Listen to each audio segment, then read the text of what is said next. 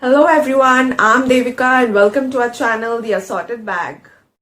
Please subscribe and turn on the bell icon for notifications. So today I'll be talking about the tips that every freelance content writer should follow. So these are essential tips that I have learned based on my experience and I wish to share it with all of you. So I hope today's video will be beneficial and you all get to learn some of these tips and tricks that can help you become successful freelance content writers. So let's get started. So tip number one is finding the right clients or the right platform to work on. So with social media, we have plenty of these third parties who come in offering you freelance writing jobs. So how many of them are actually trustworthy? So, there have been cases where people have worked and an entire week and then not paid at all. So it is very essential that you get the platforms checked. Always try working with established companies. Maybe that can be difficult for freshers, so do check in if they have websites. The platforms are genuine ones with lots of users. So there was an article or I would say video that I uploaded last week. I'll leave a link of that in the description box. You all can go and check that out to find genuine, reliable content working jobs. That's tip number one, that is finding the right clients. Tip number two will be to be able to create a sample that speaks out or reveals your skill sets perfectly. Get a sample ready that you can showcase on whatever you have built. So say you have some kind of published work already, why not have them as your sample so that your clients know exactly what they can expect when they hire you. Tip number three will be to always read the disclosure or the agreement that you get before you are hired by a company. So while all your terms and conditions might be set, you'll be asked to sign a contract or an agreement by the company or the platform. So before you actually go ahead, sign and send it to them, do read it thoroughly. There are provisions that few companies give wherein you can get an internship certificate or a freelance working experience certificate if you work for say 5 months or 6 months. So there might be a minimum period wherein if you work you might get a certificate, and these kind of terms might be there in the agreement. So it is always good to be aware of them. So always ensure that you read the agreement thoroughly before signing it and sending it across.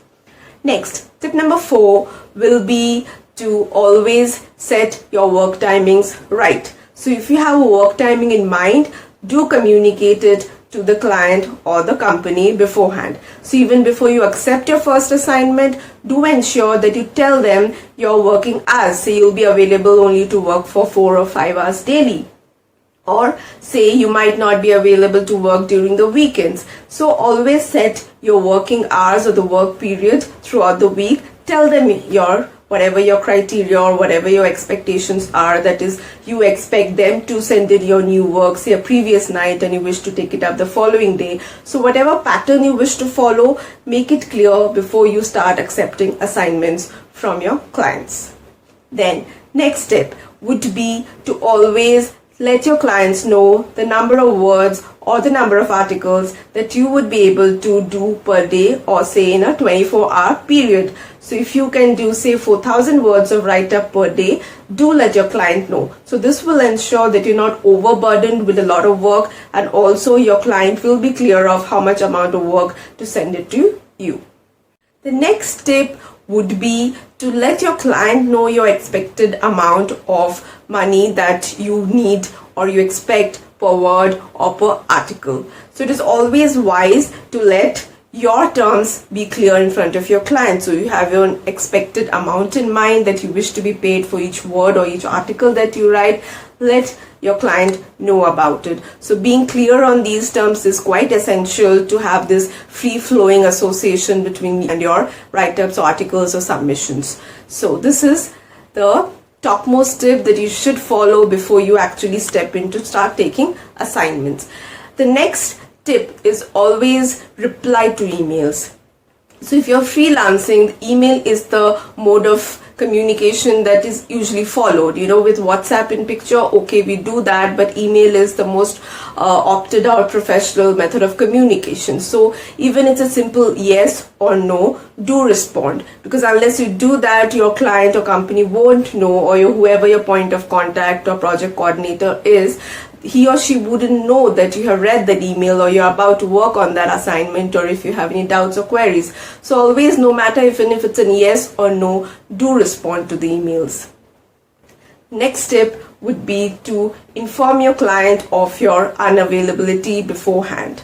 So this is very important to establish trust and build that bond, build that working relationship. So if you're not available for a certain period and you know that you will not be available, why not inform your client? So your client will have ready amount of work for you for your available time period, and for the time that you're not available, that particular work can be assigned to some other freelancer or some other employee. So it's always a good habit to always inform your clients about your unavailability beforehand.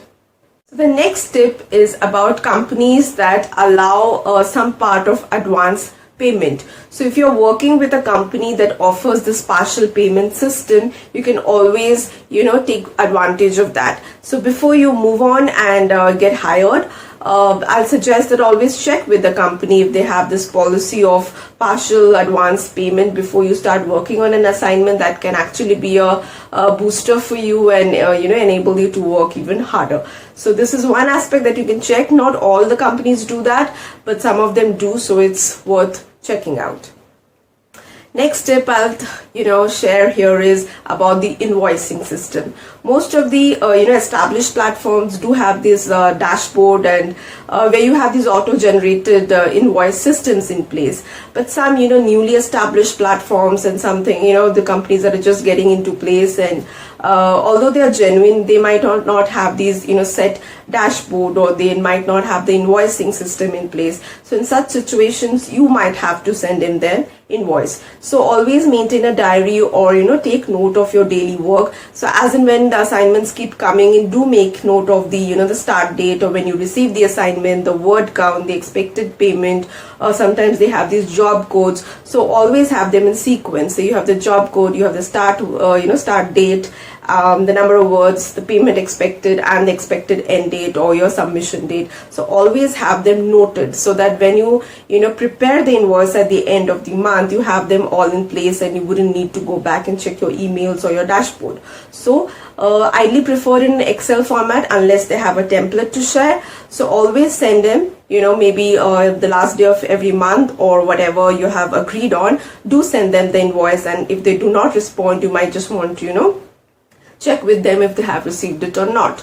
And the last tip here is simple tip, and just to ensure that you might not have to rework on your already written article, is to check simple styles that particular platforms or companies might follow regarding their write-ups. So for example, few companies might follow American English, while few might just follow British English. So it is always wise to check out on these things, unless you're given a guidelines with every assignment. If you're not, then it's always good to just check that what kind of style you wish to be followed for that particular write-up. So this was a wrap on the basic tips that every freelance content writer should follow. Of course, there are plenty more such tips, and I shall keep coming up with more of these videos in the following days. So I hope today's video was informative. Do hit on the thumbs up if you liked it. Leave a comment if you wish any particular topic to be addressed through the videos. I shall definitely do that. And I shall see you in the next video. Till then, take care. Thank you for watching. Don't forget to subscribe and hit the bell icon. I shall see you in the next video then. Bye bye.